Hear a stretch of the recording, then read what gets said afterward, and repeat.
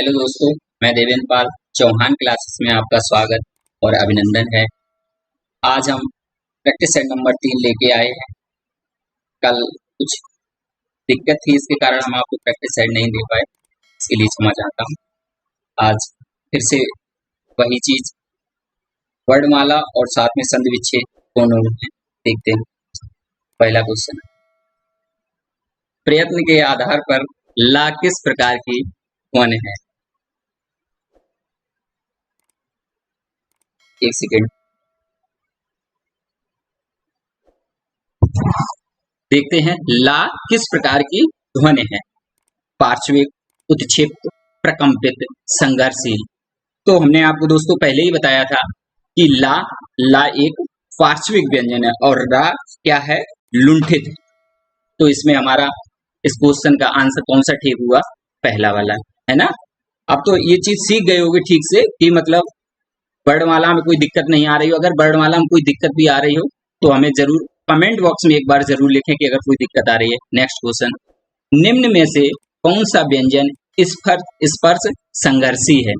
स्पर्श संघर्षी और संघर्षी दोनों वर्डों में क्या अंतर है? देखिए, स्पर्श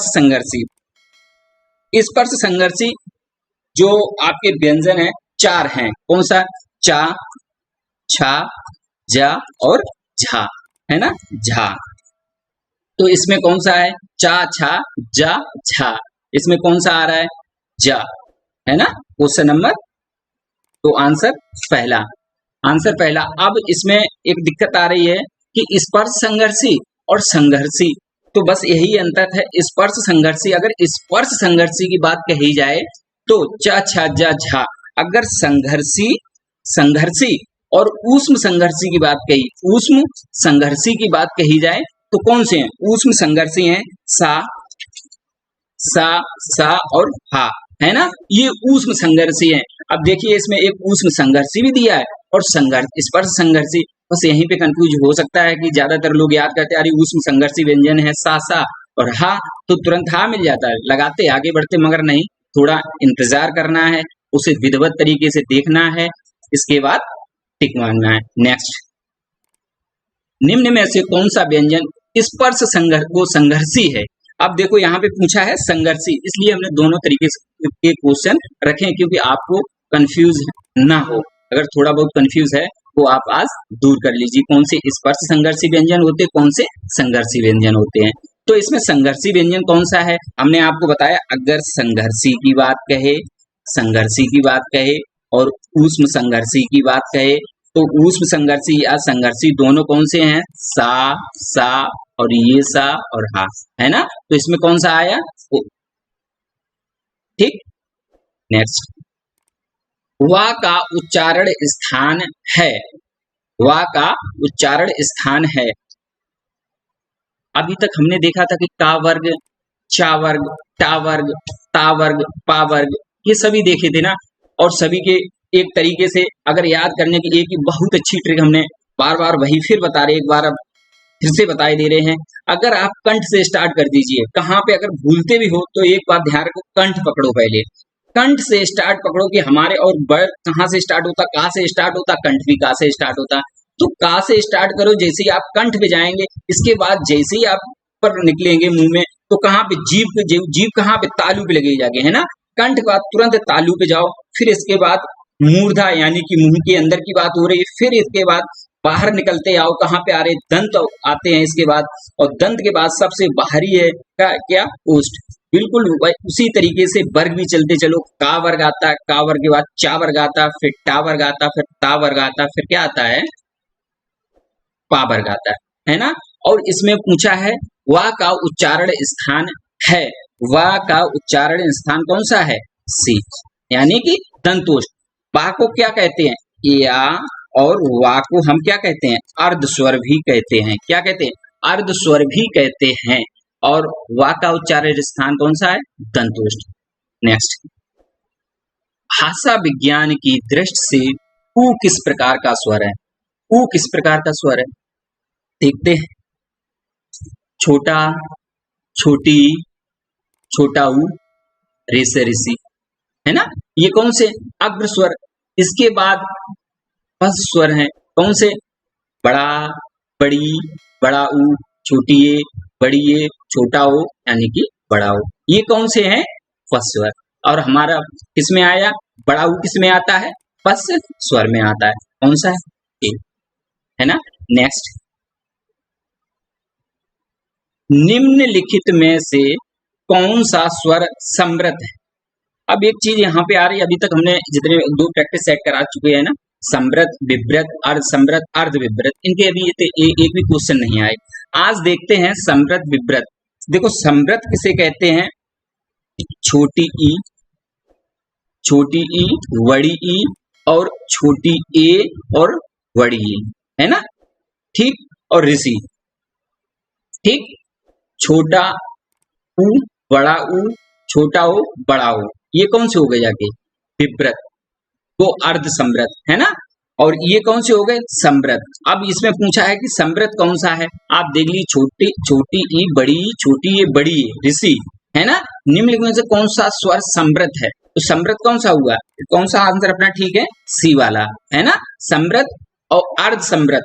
विव्रत की बात पूछी जाए, विव्रत की बात अगर पूछी जाए तो सिर्फ बड़ा आ विव्रत में आता है ना। और अर्ध विव्रत की बात पूछी जाए तो बड़ा ओ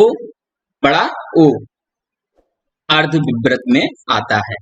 नेक्स्ट, हिंदी की वा, ये वाली वा है, ठीक है। हिंदी की वा ध्वनि है। अब बताइए वा ध्वनि किस में आती है? अगर आपको वर्ग सही से याद है, का, चा, टा, है ना, ता, पा, तो पा में देखिए पा, फा, बा, भा, है ना। पा, पहली बात तो होस्ट लग रहे, पहली बात बता ही रहे हैं कि अपने मुंह से सही से अगर उच्चारण करोगे तो इसमें ज्यादा कोई दिक्कत नहीं। अगर याद करने के पीछे पड़ जाओगे तो कुछ हासिल होने वाला नहीं है। सिर्फ आप ट्रिक से अपने मुंह की आवाज से चलते चले जाइए, कोई भी दिक्कत नहीं होगी। यानी कि बा ध्वनि है तो किससे बोली जा रही? होस्ट से बोली जा रही है ना। तो कौन सा अपना आंसर कौन सा हुआ? वी। नेक्स्ट, हिंदी की मूर्धन्य ध्वनियां हैं। मूर्धन्य, अब एक बात बताइए, मूर्धा या मूर्धन्य, कंठ को पकड़ेंगे, तालु जाएंगे, इसके बाद मूर्धा आएंगे। मूर्धा यानी कि का से कंठ, चा आएगा, तालु, और इसके बाद टा वर्ग आएगा किससे? मूर्धा से। तो टा, ठा, डा, ठा, यानी कि बी वाला ऑप्शन, वी, टा, ठा, डा, ढा, है ना। ये वर्ग अपना किस में आता है? मूर्धा में। नेक्स्ट, निम्नलिखित में से कौन एक संयुक्त व्यंजन नहीं है?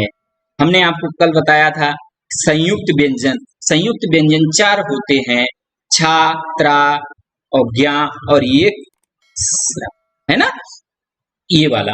अब बस देख लीजिए, एक छा छत्री है, त्रा त्रिशूल है, ज्ञा ज्ञानी है, स्रा है, और ये वाला स्या है जो कौन सा है? संघर्षी या उष्ण संघर्षी व्यंजन है। ठीक है ना, कोई दिक्कत? नेक्स्ट, किन ध्वनियों को अनुस्वार कहा जाता है? किन ध्वनियों को अनुस्वार कहा जाता है?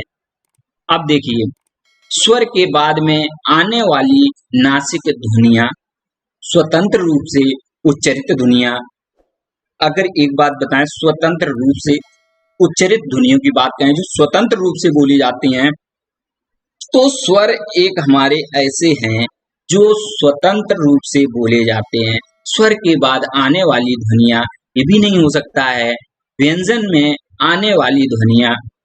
भैया व्यंजन तो स्वर के साथ बोले जाते हैं, कोई भी ऐसा व्यंजन नहीं है जो स्वर के साथ ना बोला जाए, है ना। तो हमारा ऑप्शन जो है एक ही है। जो अनुस्वार होते हैं, अंग आहा है ना, ये अनुस्वार इन्हें बोले जाते हैं। और जितने, और नासिक, नासिक कौन से बताए?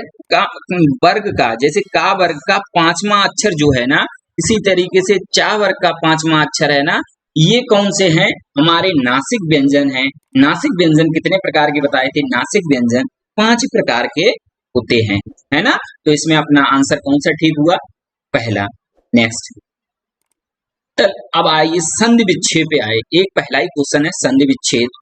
तल्लीन शब्द का संधि विच्छेद होगा तल्लीन। एक बात बताएं हम आपको, थोड़ी अगर आपने वर्णमाला सही से पकड़ ली ना, तो संधि विच्छेद में वास्तविक कुछ भी नहीं है। वैसे आपको रटना है तो रटिए, हमें कोई दिक्कत नहीं। फिलहाल में जब हम पढ़ा ही रहे हैं तो रटना छोड़ दीजिए। हम आपको पूरी संधि विच्छेद एक एक करके सब ट्रिक से सिखा देंगे। अगर एक में भी ट्रिक नहीं, एक दो हैं ऐसी जो है ना ट्रिक लगे, बाद बाकी हम आपको सब ट्रिकी बेस में संधि विच्छेद सिखाएंगे। किसी में भी ऐसा नहीं होगा कि आपको डाउट है। रटने वाले में क्या हो जाता है, हाँ बिल्कुल सटीक आंसर होते हैं, तो रटने वाली एक बार चीज फेल हो सकती है। जब हमें उसे गहराई से उसकी जानकारी, तो हम गलत नहीं कर सकते हैं। तो देखते हैं तल्लीन। जब तल्लीन की बात होती है ना, तो जब एक तो है ता, पहले देखो तब, है ना। अगर ता और वाह की बात कहें तो हमें ये लग रहा है कि याद करने वाली है, नहीं हो सकता है। ये ज्यादातर आती विसर्ग संध में आती है। अगर ये विसर्ग संध है, वहां पे सा आ सकता है, रा आ सकता है, चा आ सकता है, तो हमें ये भी नहीं है, है ना।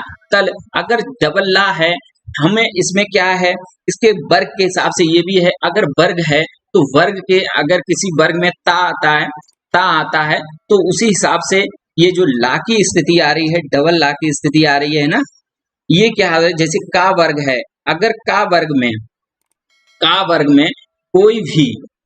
में कोई भी स्वर आता है या अघोष व्यंजन आता है, सघोष या घोष व्यंजन आता है, तो हमें वर्ग का तीसरा अक्षर ले लेते। जैसे का के साथ कोई स्वर आता है, का के बाद कोई स्वर आया तो उसके हम तीसरा व्यंजन है का खा गा ले लेंगे।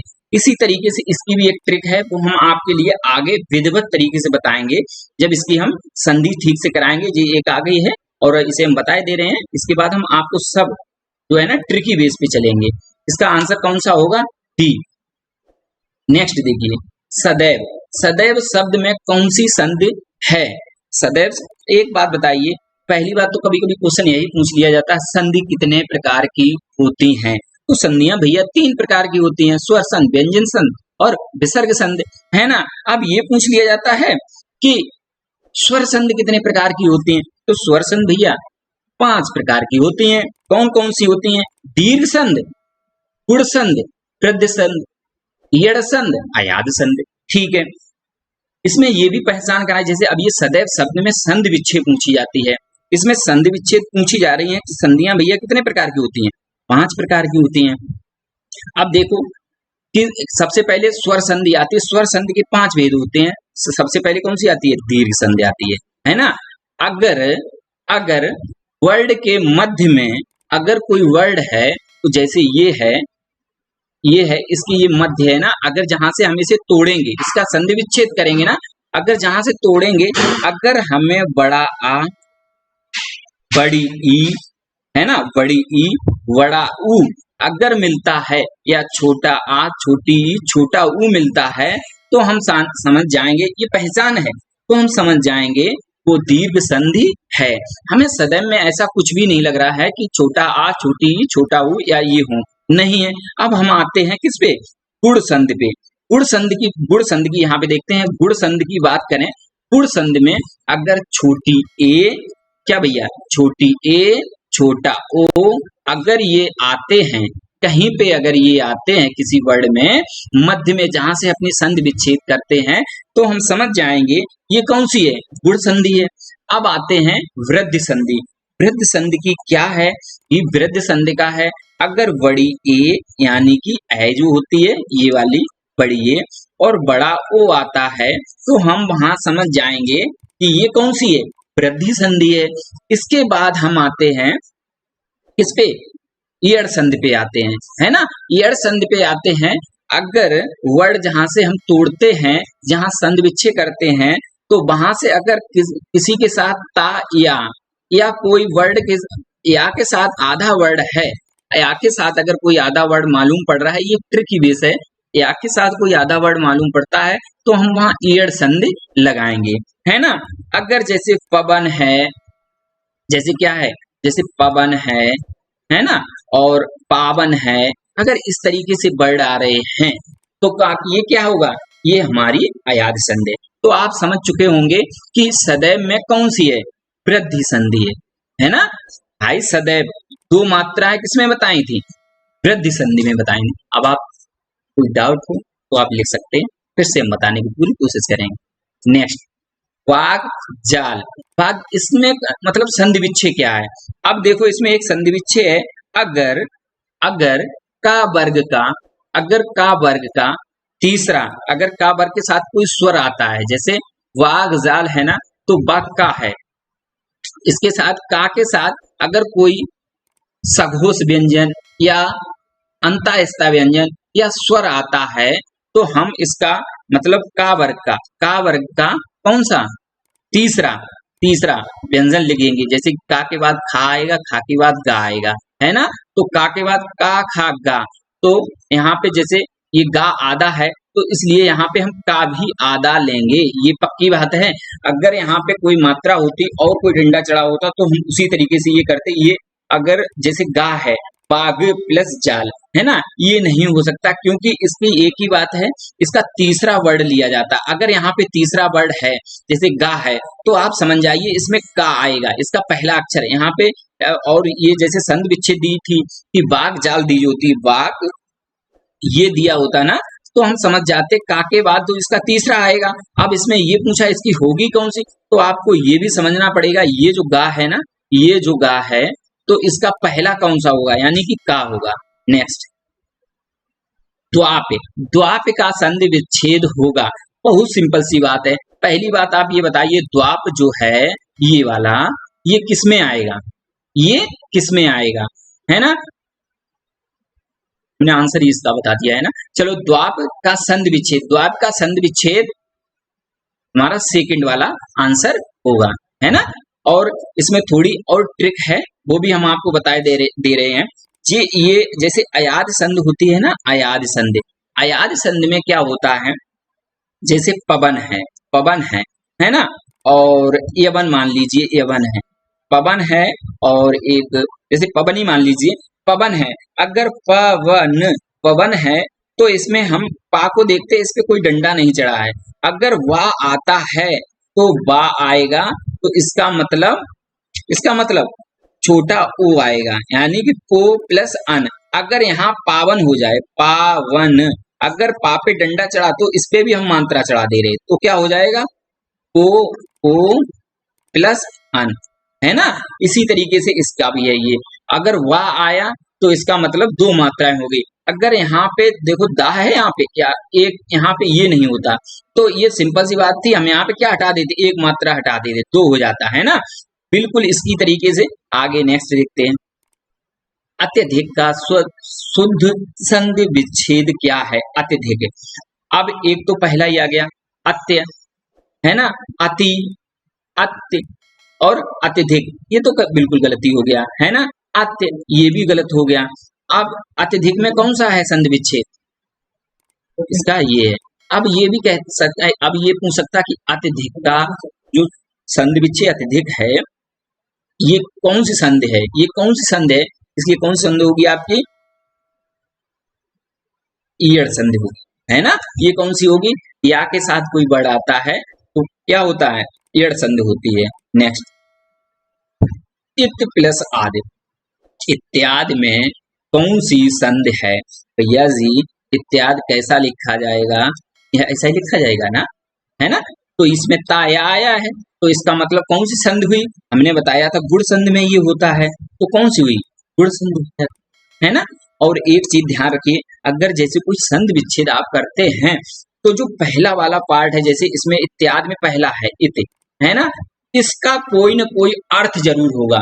जैसे आप ये लिख दो, हमने मान लो हमने ये इत लिख दिया, ई और ये ता लिख दिया, है ना, ये लिख दिया, इसका कोई मतलब नहीं। इत है ना, इत सिद्धम जैसे लिखते हैं, तो इसका कोई ना कोई पहले वाले वर्ड का कोई ना कोई अर्थ जरूर निकलेगा, है ना। नेक्स्ट, मनोहर, मनोहर किससे बना है, मना और प्लस हर, है ना, इससे बना है। अब आप समझ ही गए होंगे, जब इसमें संधि विच्छेद लगी है तो क्या है, वो विसर्ग लगी है, यानी कि कौन सी होगी, विसर्ग संधि होगी। हमारा ऑप्शन कौन सा, बी वाला आंसर ठीक है। नेक्स्ट, निम्नलिखित में से एक कथन गलत है, गलत कौन सा, संधि में दो पक्षों का मेल होता है, संधि तोड़ने को विच्छेद कहते हैं। ये तो भैया सही लग रहा है हमारे लिए, संधि को तोड़ने को विच्छेद कहते हैं, ठीक है। इसमें क्या पूछा है, गलत पूछा है। संधि में दो पक्षों का मेल होता है, ऐसा तो कुछ भी नहीं दो पक्षों का मेल होता है। समास में पदों के प्रत्यय समाप्त कर दिए जाते, बिल्कुल सही बात है। समास तोड़ने को विग्रह कहते, बिल्कुल सही बात, समास विग्रह। तो यानी कि हमारा आंसर कौन सा है, ये, यानी कि ये गलत है। हमसे गलती पूछा, इसका कौन सा आंसर हुआ जाके, ये वाला। नेक्स्ट, पुरस्कार में कौन सी संधि है, या जी पुरस्कार है ना ये।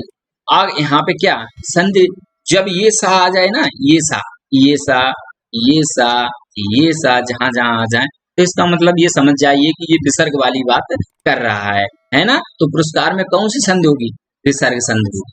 ठीक, नेक्स्ट देख, निम्नलिखित में से कौन सा व्यंजन संधि का उदाहरण, संधि का उदाहरण, व्यंजन संधि का उदाहरण है, व्यंजन संधि है ना। देखो सदैव में कौन सी है, स्वर संधि है ना।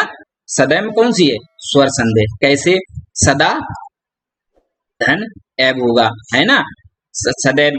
और निर्गुण में कौन सा होगा, निर्गुण में विसर्ग होगी। अगर ये रा उड़ा है तो आप समझ जाइए ये किसका है, विसर्ग का है। मनोरथ में ये भी विसर्ग का है। अब बच्चा कौन सा, सदाचार, सत प्लस आचार, सदाचार, यानी कि कौन सा है हमारा डी ऑप्शन सही है ना, व्यंजन संधि। नेक्स्ट देखते हैं, मृत्यु प्लस उपरांत में संधि विच्छेद करने से एक शब्द निर्मित होता है। कौन सा शब्द निर्मित होता है भैया, मृत्यु प्लस उपरांत। अब एक बात बताइए, देखो आंसर सही वाला तो बाद में जाएंगे, पहले इन्हें देखते हैं। मृत्यु उपरांत, भैया अगर जब ये मृत्यु वाली बात आती है ना, तो जब ओ की बात आती है, मैंने आपको बताया था ओ कब आता है, जब छोटा आ और छोटा ऊ मिल जाए तब क्या आता है, ओ आता है। छोटा आ प्लस छोटी ई मिल जाए तब ए आता है ना। अब यहाँ पे हम ये देख ले रहे हैं, जो मृत्यु में छोटा आ रहा है, अरे भैया आ रहा है, नहीं आ रहा है, छोटा ऊ आ रहा है। ये छोटा ऊ और छोटा ऊ बराबर बड़ा ऊ होता है ना। छोटा ऊ और छोटा ऊ बराबर बड़ा ऊ होता है, तो इसका मतलब ये तो गलत, इसका मतलब ये भी गलत, इसमें भी वही बात है ना, ये भी गलत। अब यहाँ पे छोटा ऊ है, अब यहाँ पे देखते आके हैं ये छोटा ऊ। अब यहाँ पे इसका वर्ड देखो आके, ये क्या है, उपरांत है ना, रांत। अब ये देखो पहले क्या है, तो ये भी गलत, आंसर मिल गया।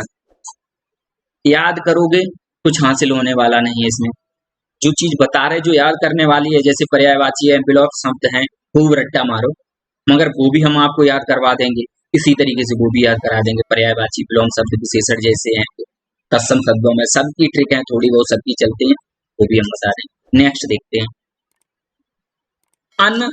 अनधिकृत, अनधिकृत शब्द का संधि विच्छेद कौन सा है। देखो अगर ये आ, ये वाला देखो पहला वाला ये है ना, तो ये ना कैसे लिखा जाएगा, ना ये आ से मिलेगा ना, तो एक आ यहाँ से मिलेगा, एक आ यहाँ से मिलेगा, तो कौन सा बड़ा आ बन जाएगा, बन जाएगा। मगर यहाँ पे तो भैया बड़ा आ है नहीं, गलत हो गया, है ना। अब देखो ये ना है, ये छोटा आ है, तो ये ना ना ये बनेगा ना, ये बनेगा जाके, है ना, ये ना है और इसमें ये आ बन जाएगा, तो ये ना बनेगा, यानी कि हमें तो ये लग रहा है, ठीक है। अब ये तो है ही नहीं बिल्कुल, ये तो गलती है। अब अन्य प्लस अधिकृत ये भी नहीं है, तो इसका मतलब हमारा बी आंसर ठीक हो गया। नेक्स्ट, ठीक है, बस आज इतने ही क्वेश्चन थे ना, और कल फिर से संधि विच्छेद के लिए तैयार रहिए। और नहीं, कल तो संडे है, मंडे को मिलते हैं ना। अगर कोई दिक्कत हो रही हो, किसी भी प्रकार की दिक्कत हो रही हो, एक भाई जैसा छोटा बड़ा जो कुछ भी समझो, कमेंट में जरूर लिखना। ठीक, थैंक यू।